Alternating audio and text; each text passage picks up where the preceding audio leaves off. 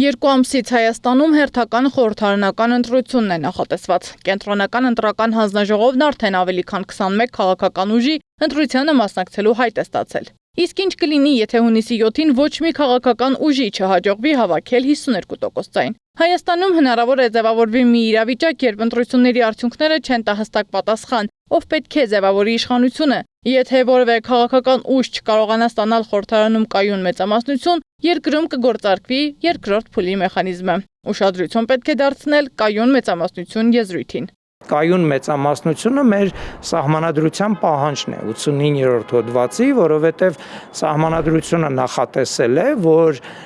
ցանկացած պարագայում, երբ որ ընտրություններ են տեղի ունենում, ազգային ժողովում պետք է լինի կայուն մեծամասնությունը։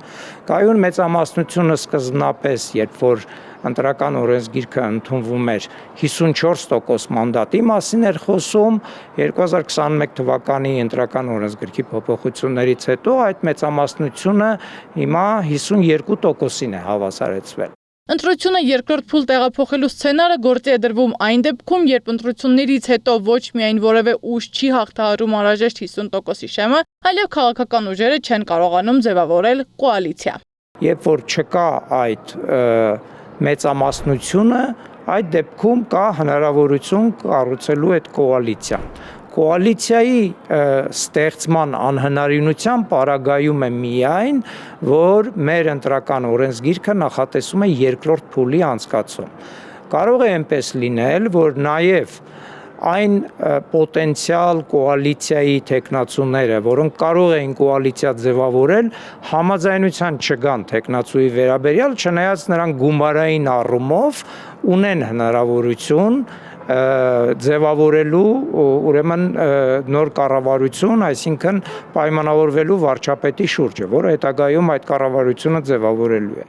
Այդ դեպքում ընտրապայքարը տեղափոխվում է երկրորդ փուլ, որտեղ մրցում են առավելագույն ձայներ հավաքած երկու ուժերը, բայց այս անգամ ընտրողները ոչ թե թիմերի, այլ թիմերի վարչապետի տեխնացուների միջև պիտի ընտրություն կատարեն։ Ի տարբերություն առաջին փուլի, երկրորդ փուլի քվեաթերթիկը ուղղակիորեն նշում է,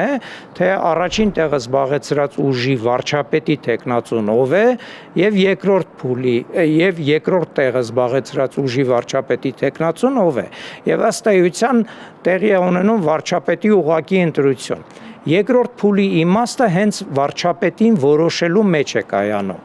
Քաղաքագետների գնահատմամբ երկրորդ փուլը կարող է էականորեն փոխել քաղաքական տրամադրությունները։ Եթե առաջին փուլում ընտրողը կարող էր քվեարկել իր նախընտրած ուժի օգտին, ապա երկրորդ փուլում հաճախ ստիպված է ընտրել ոչ թե լավագույնը, այլ ավելի ընդունելին։ Ըստ նրանց անհրաժեշտ է չհասնել երկրորդ փուլին։ Եթե ընդդիմադիր ուժերը չկարողանան խնդիր լուծել առաջին փուլով, հազիվ թե երկրորդին հնարավոր լինի որևէ խնդիր լուծել։ Միևնույն ժամանակ այս մեխանիզմը նախատեսված է քաղաքական կայունություն ապահովելու համար։ Երկրորդ փուլում հաղթող ուժը ստանում է հավելյալ մանդատներ, որպեսզի ձևավորվի կառավարություն առանց երկարատև բանակցությունների եւ անկայուն կոալիցիաների։ Գործում է ոչ այնքան խորհրդարանական սկզբունքը, որքան այո, հենց հաղթողի եւ պարտվողի սկզբունքը։ Եվ եթե առաջին փուլում օրինակ կա տարբեր կոնֆիգուրացիաներով հաղթելու հնարավորություն, երկրորդ փուլի պարագայում այստեղ կա շատ պարզ, այսպես եզրափակիչ տրամաբանությամբ հաղթող եւ պարտվող։ Եվ այդ դեպքում ընդդիմությունը, եթե առաջինում չի կարողանում լուծել խնդիրներ եւ հարցը մնում է երկրորդին, ես կարծում եմ միարժեք հայտնվելու է պարտվելու ռիսկի ներքո։